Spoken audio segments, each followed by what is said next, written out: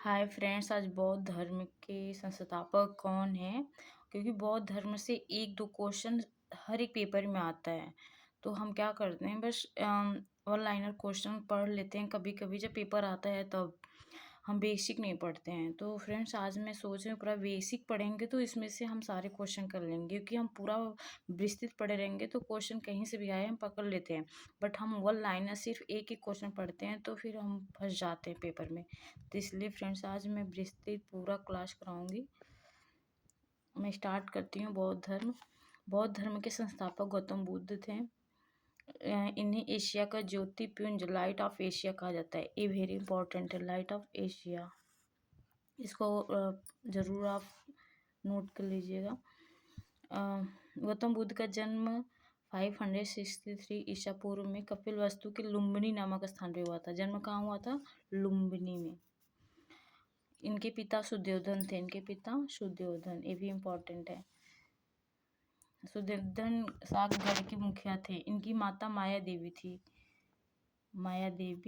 मृत्यु इनके जन्म के 7वें दिन ही हो गई थी। इनका लालन पालन सौतेली माँ प्रजापति गौतमी ने किया था। इनको सौतेली माँ भी बोलते हैं। इनकी मौसी भी, शायद बहुत बुक में मौसी दिया है, बट जो है फ्रेंड्स लूसेंट है, इसमें क्वेश्चन गलत नहीं देता है।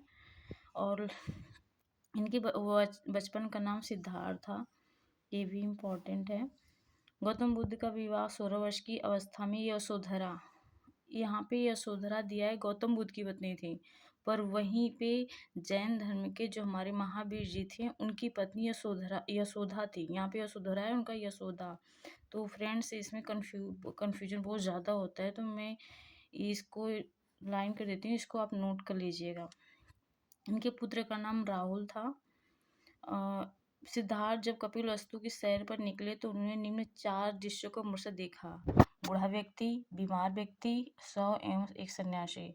संसारी समस्याओं से व्यथित होकर सिद्धार्थ ने 29 वर्ष की अवस्था में गृह त्याग किया, जिसे बौद्ध धर्म में महानिष्क्रमण कहा जाता है। ये भी इम्पोर्टेंट है।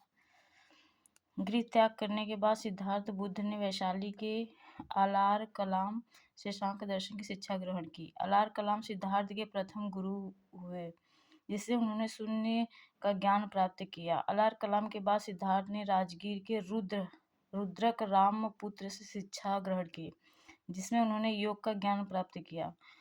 उरुवेला में सिद्धार्थ को कौंडिन्य, वप्पा, भादिया, महानामा एवं असांगी नामक 5 साधक मिले। बिना अन्न जल ग्रहण किए 6 वर्ष की कठिन तपस्या के बाद 35 वर्ष की आयु में वैशाख की पूर्णिमा की रात रंजना फल्गु नदी के किनारे, ये भी इम्पोर्टेंट है।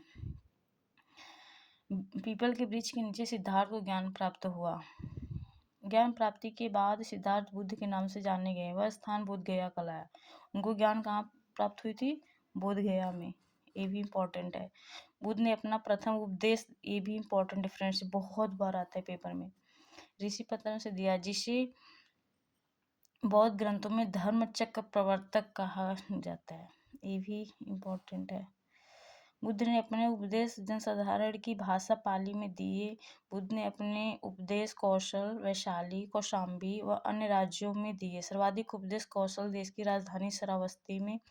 इनके प्रमुख अनुयायी शासक थे बिम्बिसार, प्रसेनजित व उदयन।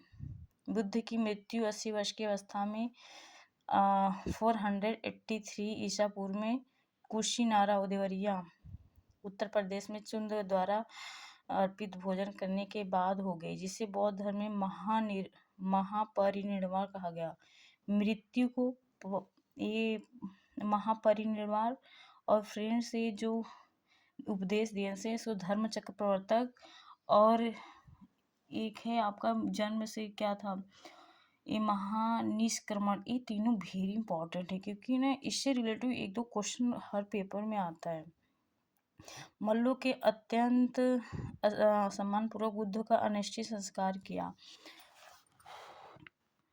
एक अनुसारी के अनुसार मृत्यु के बाद बुद्ध के शरीर के अवशेषों को 8 भागों में बांटकर उन पर 8 स्तूपों का निर्माण कराया गया। बुद्ध के जन्म एक मृत्यु की तिथि को चीनी परंपरा के कैटोन अभिलेख के आधार पर निश्चित किया गया। बौद्ध धर्म के बारे में हमें विशद ज्ञान त्रिपिटक, विनय पिटक, सूत्र पिटक